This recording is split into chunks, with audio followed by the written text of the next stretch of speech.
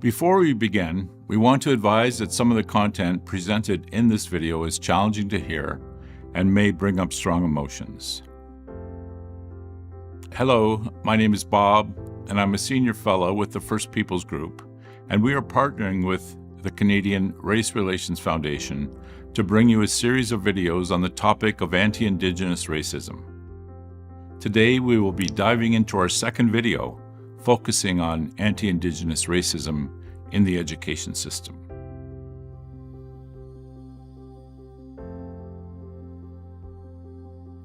During this video, you will review the definition of anti-Indigenous racism, describe the mantra of the Indian residential school system and how it positions Indigenous people as inferior, explain how the history of the Indian residential school system continues to affect communities through intergenerational trauma.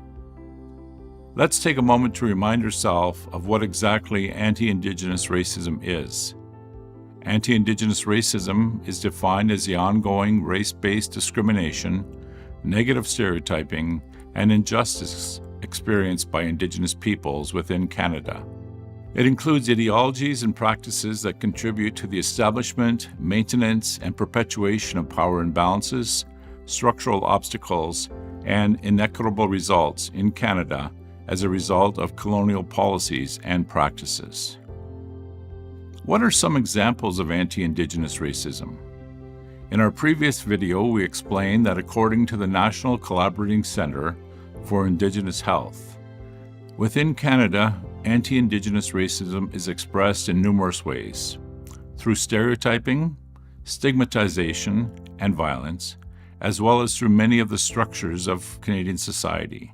Some examples of anti-Indigenous racism expressed through the many structures of Canadian society include the Indian Act. The Indian Act was purported to protect the rights of First Nations peoples by recognizing the legal and ethical responsibilities of the Crown. In reality, however, it created an enduring federal structure that could and does exert substantial control over First Nations identity, lands, resources, languages, and cultural practices.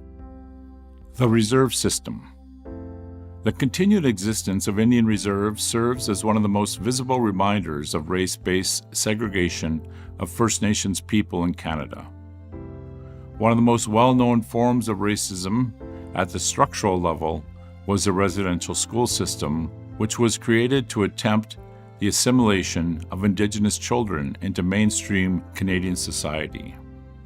Appearing on the screen is the Mohawk Institute, one of the 139 residential schools that operated in Canada between 1831 and 1996. These schools remained open for over 160 years. Over 150,000 First Nations, Métis, and Inuit children were taken from their homes and families and sent to residential and day schools to serve the government's agenda of assimilating Indigenous peoples into the broader Canadian society. Assimilation is a process by which an individual or minority group loses its original culture when absorbed into another culture. Residential schools in Canada were a key part of the Canadian government's act of genocide on Indigenous peoples. While at these schools, children were separated from their families, their culture, and their language. Numerous children suffered abuse. Many never returned home. Throughout the past 2 years, many First Nations have discovered children in unmarked graves at the former residential schools.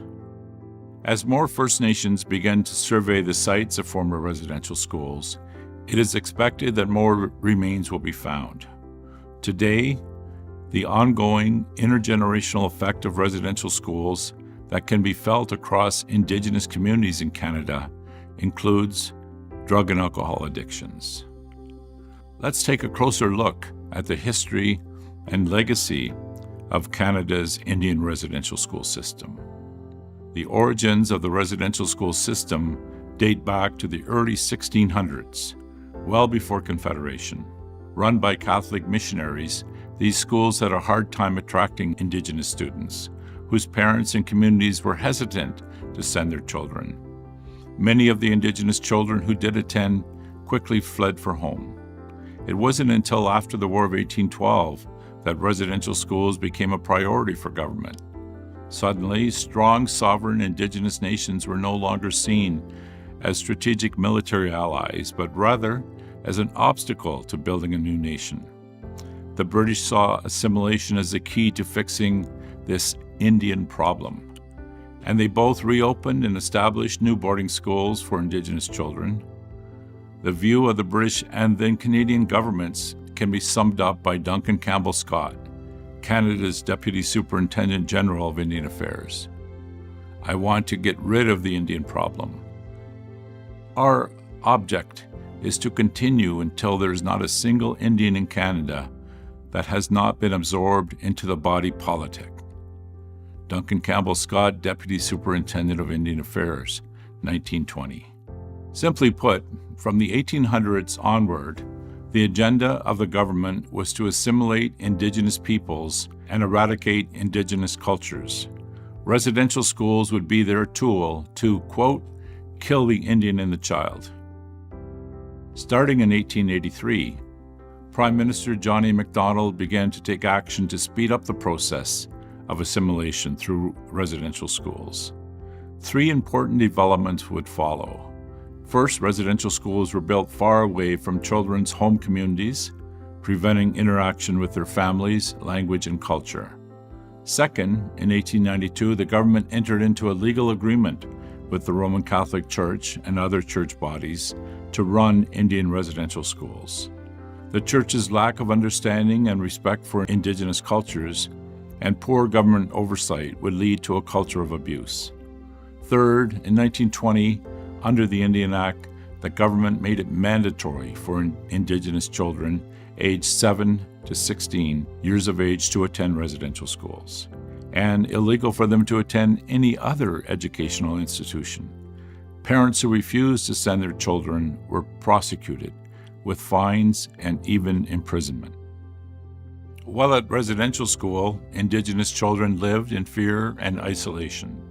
Students did not receive the same education as children in the public school system, and the schools were sorely underfunded. The school curriculum was set up as a half-day system, with one half the day in the class and the other half occupied by labor and domestic chores. Students were forced to cut their hair short and received severe punishment for speaking their own language. Abuse at the school was widespread. Emotional and psychological abuse was constant. Physical abuse was used as a punishment, and sexual abuse was common. Children were bartered out and treated as slaves, often handed to anyone as free labor. For example, experiments performed on Indigenous children in 6 residential schools between 1942 and 1952 were actually medical atrocities. In these experiments, groups of malnourished Indigenous children were denied adequate nutrition and instead provided with a wide variety of supplements that caused extreme harm to the children. At every stage of the experiments, intervention, health care, and dental care was denied.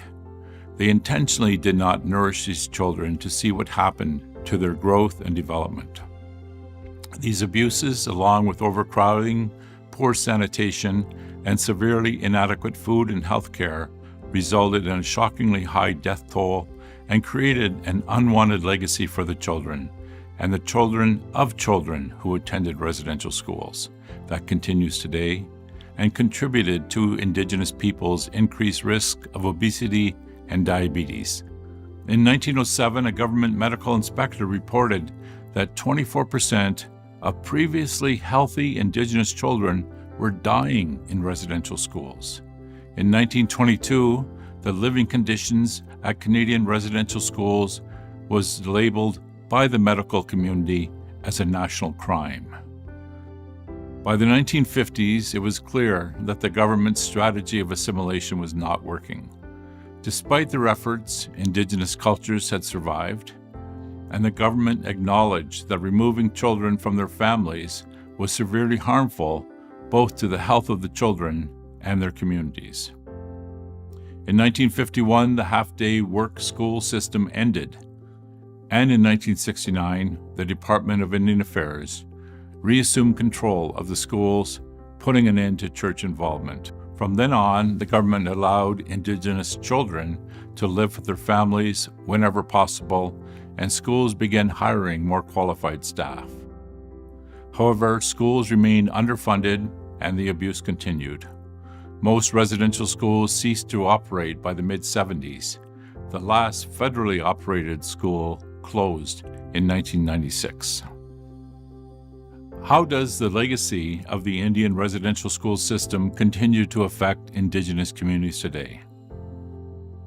Through my experience as former interim executive director of Canada's Truth and Reconciliation Commission, I see issues happening all over the country. We see intergenerational trauma.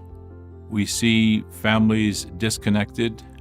We see communities disconnected from their own people. But at the same time, we see some real hope and resiliency happening in our communities. I'm filled with hope about what the possibilities are. The road to that hope includes healing. It includes healthier communities. It includes investment in our education system. It includes really caring about Indigenous children and Indigenous families like the way we would care for any other family in Canada. We hope you enjoyed engaging with this topic today. Be sure to check back for the third and final video in this series to learn more about how Indigenous nations and communities are reclaiming their learning and knowledge-sharing spaces. Niawi, miigwech, thank you, merci.